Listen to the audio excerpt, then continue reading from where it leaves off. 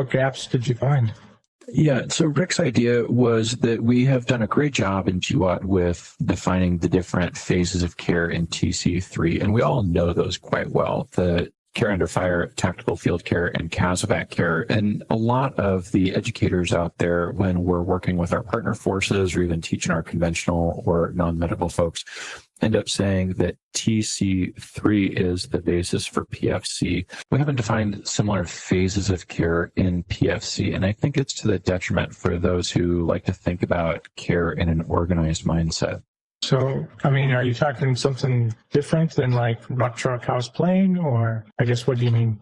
Yeah, it's a great question. And again, I would say the smart idea here came from Rick. And what Rick said is TC3 may not necessarily be the best way to frame our thought process about PFC.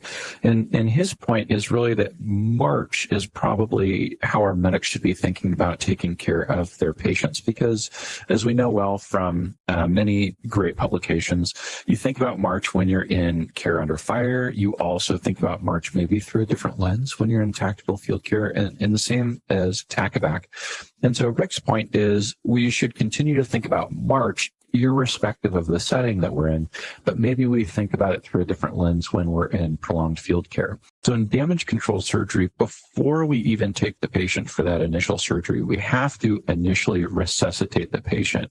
We have to get their hemodynamics up to a state where they can tolerate getting their blood pressure dumped when we paralyze them and put them under positive pressure ventilation. Because of course, as we know, when you put those patients on positive pressure, you impede their venous return to their heart, and so their blood pressure tanks. You paralyze them, intubate them, their blood pressure tanks.